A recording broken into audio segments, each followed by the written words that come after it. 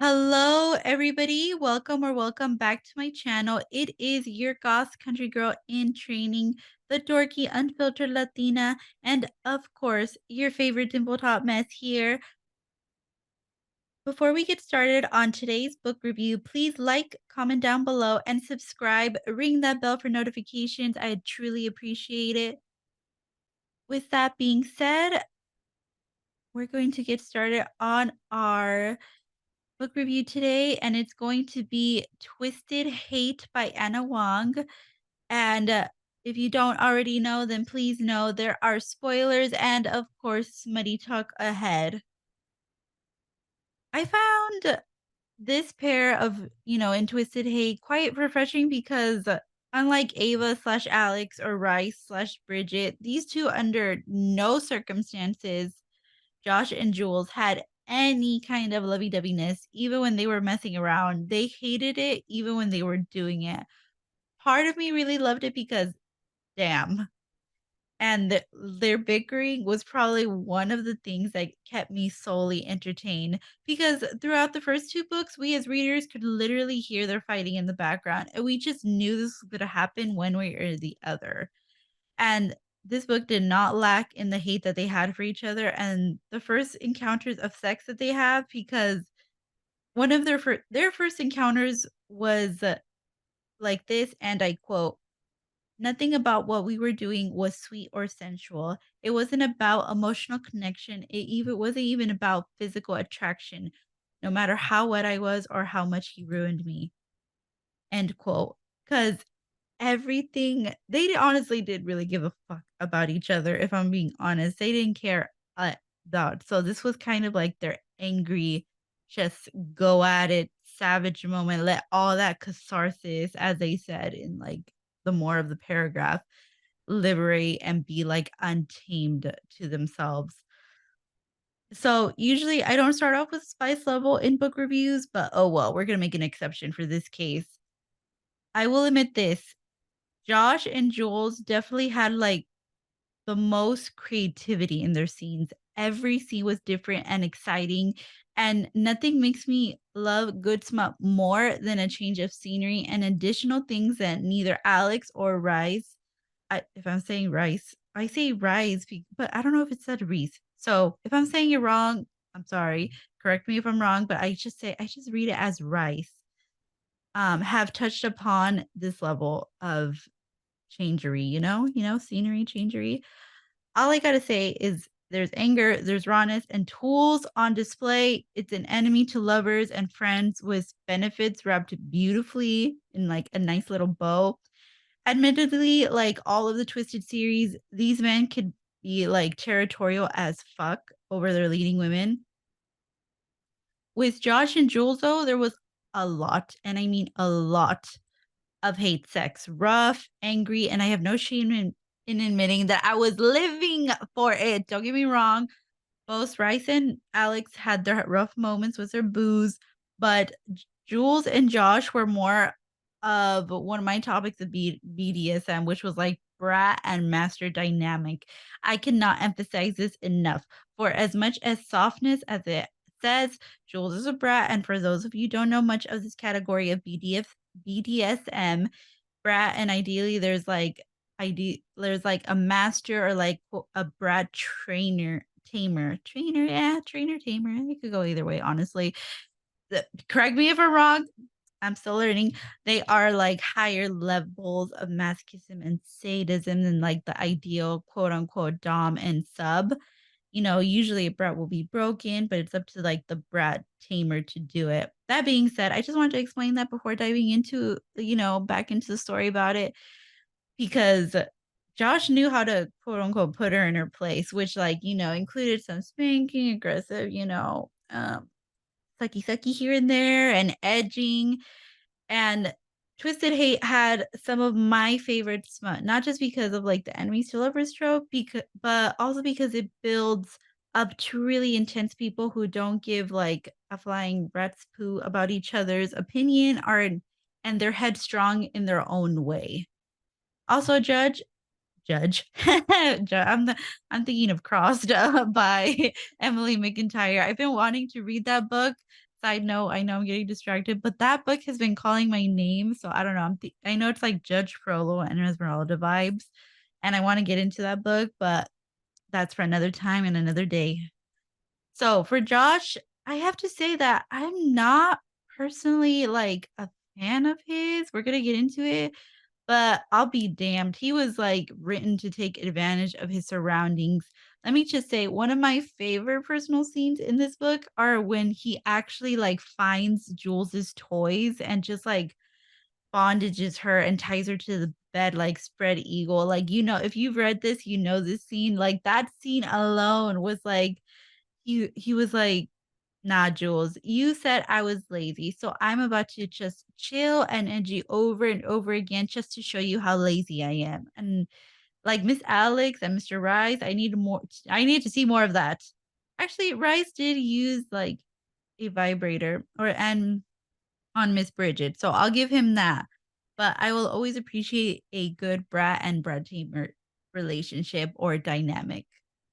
All right, that being said, I'm going to get into plots and characters. Personally, I've always appreciated Jules because, as a fellow hot mess and as a retired partier in college myself, there is a balance between having fun and still pursuing college, the no nonsense kind, and the ones who have either too much fun or no fun at all. I thought, I honestly thought that Josh was too much at times, particularly those really low blows that happened between him and Jules. And at times, they both freaking frustrated me with their lack of communication. I think both of them were such huge talkers, but none of them wanted to talk about the most important things at all at first. Plot twists were not so much of a thing in this book, so that was kind of sad, but alas, a lot of this book mostly focused on forgiveness and communication and maturity as a whole, which was not a bad thing because Josh and Jules both needed to confront that part of their past. With Jules, it was about moving on from her past. This included growing up poor, having a overly jealous mother who was vain as shit, and having an asshole ex who only saw her as a sex object, which will always suck. I'm just like, really? Like, but and I know that Josh called her JR, short for Jessica Rabbit because ideally that's what she looks like. But I really enjoyed the fact that Jules was like, "Yeah, I'm sexy and beautiful," but she was also preparing to be a lawyer. Like, she ate? She's a baddie. Low key, she is the inspiration I want to be. Like, come on now. Jules owned her sexuality. I wasn't afraid to prove it to Josh. In the beginning, when Josh and her were competing for numbers at the bar was one of my favorite moments because it did not take her long and she oozed her own femininity and badassery. While she had her baddie moments, she also had moments of vulnerability in regards to her mother's death, dealing with trauma of growing up, of never feeling enough, and always being seen as something other than just her. I'm glad she was able to make peace with her past in the end, with both her mother's and, her ex Max's death, because they did not add anything positive to her life. Her being a lawyer and having a healthy relationship in the end made me really happy to read about, and just goes to prove that no matter where someone comes from, it's not where they're gonna end up, and people have the power to be more from where they came from. Now that being said, let me talk about Josh. Honestly, like I said, he reminds me too much of the fuckboys I knew off Daddy's Money. I'm just saying, come over me if you want, but that's what he was to me. I'm not gonna lie. But he proved me wrong in this book because we as readers got to, experience his sister Ava's perspective of what she was going through with Michael Chen, their father. And I'm glad we got to see something deeper other than Josh's sense of adventure and, more of his true vulnerabilities. He had complicated feelings towards his father, like Jules, did with her mother. None of them had confronted their past, and there was a saying in this book, quote, "The monsters in our imagination are often worse than those in reality," end quote. I think that on an emotional level, that applied to both Josh and Jules. With Josh, it was not only about Michael Shen, but also Alex Volkov, because he felt betrayed by two people that he trusted, and that changed him. I mean, who wouldn't it change? With Michael, we knew as readers he is a piece of shit, and Josh just needed to confront that just in case Michael had any sort of redemption or chance from Josh's part. With Alex, however, I'm not gonna lie, I wanted to see how their friendship was gonna be because during Twisted Love, Alex and Josh were as thick as thieves for over 8 years. When he got with Ava, broke her heart, and then got back into her life, Josh was like, nah, it's gonna take time for me. But that being said, Alex was trying to get back into his life, even more so with him and Ava are in a serious relationship. I think their broship was adorable. It had little moments here. They are complete opposites, with Alex not really being as open or loud, as Josh, but he provided a sense of reality into Josh when he and Jules broke up and even helped him get Jules' ex kidnapped. And seeing Josh break his inner doctor to be that brutal, protective lover that did not beating and almost unaliving someone for Jules. Oof. I know I enjoyed Alex when he was giving advice like this. Quote, 99% of people in this world are idiots, he said. I regret to inform you that you're one of them. End quote. Oh, plus Alex in a happy relationship. Oh my goodness. I love to see it. And he's wise as hell. And even, for me, he's sexier now that he's like completely devoted and also being like a brother to Josh again. They balance each other out. Alex brings Josh back to earth and pulls his head out of his ass, especially over the bullshit he pulled on Jules, which was so it was I'm speechless to say how hard it was to read that part. Oh my goodness. That part. Oh, I wanted to smack him so hard. Oh my goodness. I wanted to give up on him because come on, he lied to her. And after she told him the truth, oh, I was so pissed because I would just wanted to shake him and like, just it was so petty. He in his he is in his late 20s and so is she. Come on, people. Come on. Like communicate. Overall though, I guess I'm really happy that he waited for like Jules to accept him and I'm looking forward to seeing how the relationship cameos come out in Twisted Lies because honestly Miss Stella is kind of vague and reserved compared to the other three and Jules made a deal with the devil in hiding, Mr. Christian Harper. So we'll see how that works. Alrighty. Let me know what you guys thought down below. I am going to be doing a Twisted Lies review in this episode. So if you haven't read Twisted Lies, I definitely recommend checking it out at your local library. So with that being said, if you're gonna end the video here, I look forward to hopefully hearing from you guys on the next one. All right. And that being said, Twisted Lies. We're going to get into it. And I will say there is spoilers on this one as well. Spoilers and Smedioteca ahead for Twisted Lies. So keep an eye out for that one.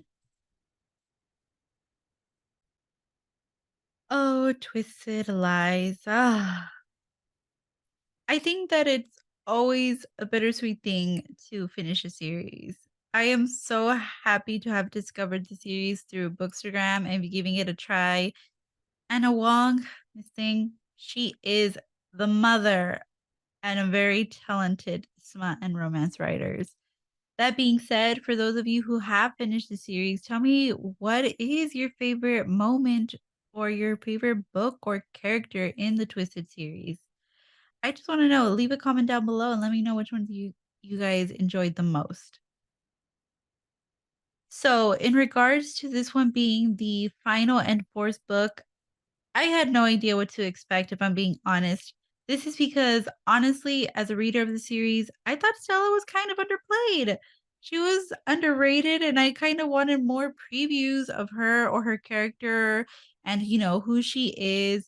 I appreciate Stella now, but I would have loved having, more Stella being vocal moments.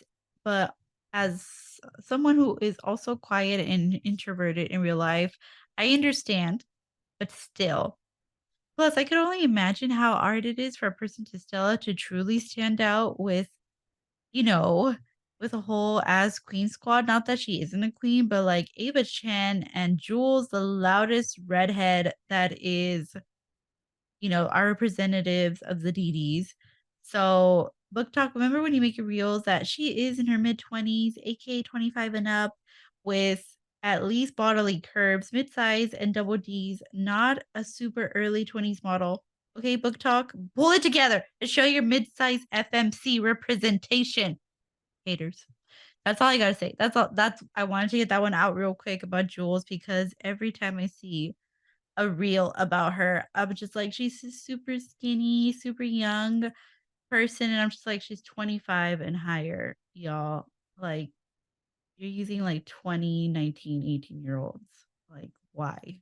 And I don't see no double D's in there like there were supposed to be. I'm just saying, I will admit though, back to Stella, I enjoyed their mystery. The mystery of Stella and Christian, who each had their own reputations to uphold. With Stella, we get her perspective as a reader that she's basically a social media influencer who is trying to make a living off of her passions. She did call out a few things from social media and got a little bit of sadness from me because her social media is for other people. And the internet is a very powerful thing, as we all know, in both good and bad terms, particularly when it comes down to social media influencers who are seeing women. Sometimes a little nudge between 1,000 or 300,000 can be a soft launch of a hot hand on your thigh, like follower wise. It's how social media loves couples more. And sadly, that takes part in our influencers' pursuit. Like, ain't that some shit? I do support the fact that Stella calls this out when it comes down to like this influencer dinner that she was at. But Mr. Christian, missing, you showed up not once, but twice. And we'll talk later about that. I also find it kind of sad in the series and book talk that, most women here are basically represented the same physically. The same with like the A or B cup sizes, slender, or slight or really curvy in Joel's case, and tall or petite with like slim frames. I don't care if it's just me, but I just want to read something similarly smutty and romantic like this with like a group of besties, physically and technically more diverse. Someone who have obvious body roles, cue Alyssa Edwards in this. And keep in mind, I'm pretty sure everyone in their mid 20s, aka, 25 and higher, I want some of like, as Kendrick Lamar's song Humble goes, like, give me something natural with some ass and some stretch marks. And like I said, like, I think the Twisted series is good and I loved the writing with it, as well as like the complexities of characters, personality wise at least. But it is what it is. It's kind of disappointing to see like it's always the same like bodily like similarity. But, you know, we're going to get into it. Anyways, back to Stella. She is also part of a very prestigious family.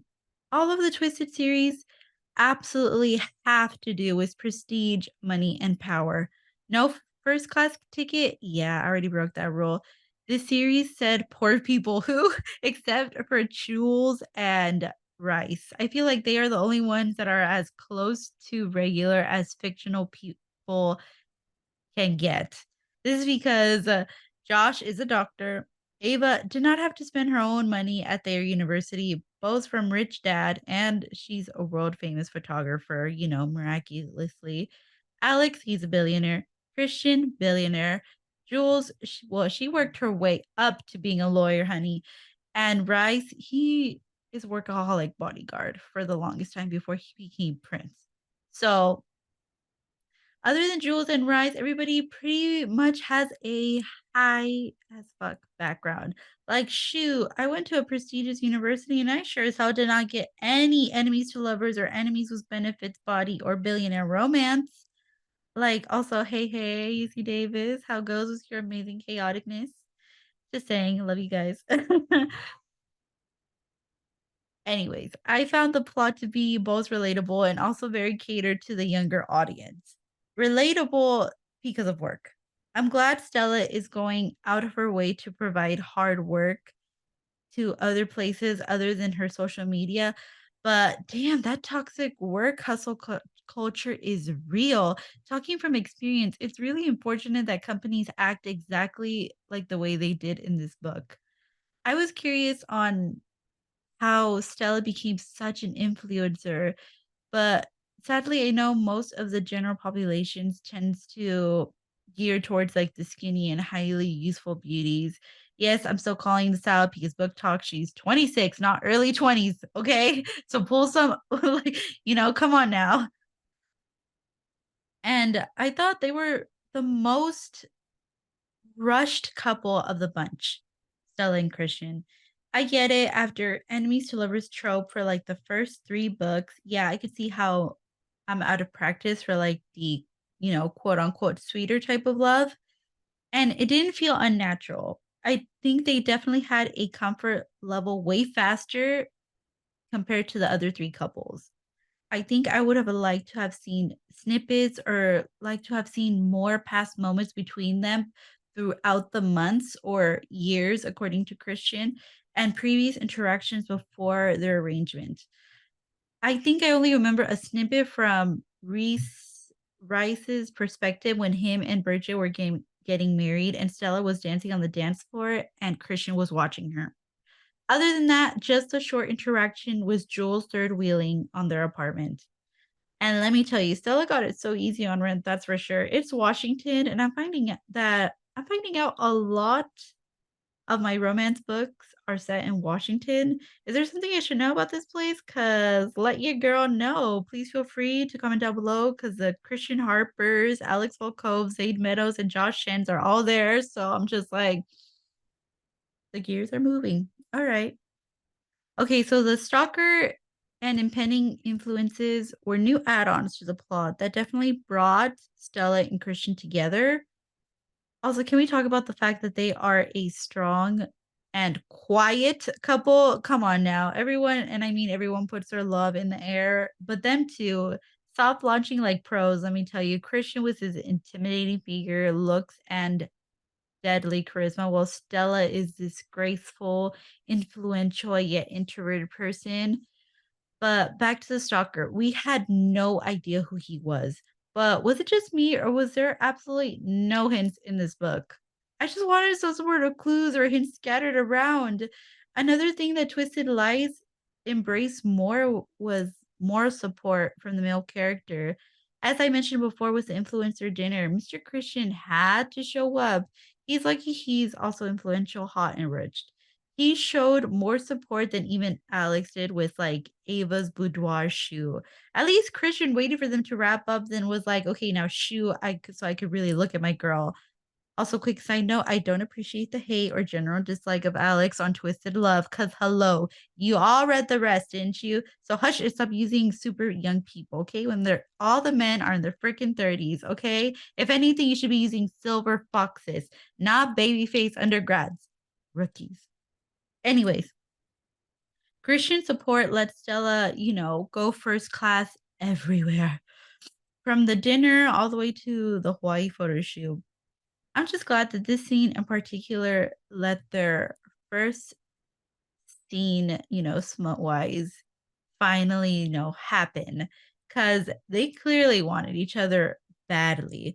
But both of them are so precise and I think very like grounded and rational, very like earth energy. They both agreed to this fake dating arrangement and the rules that followed, but none knew who was like actually going to cross that line.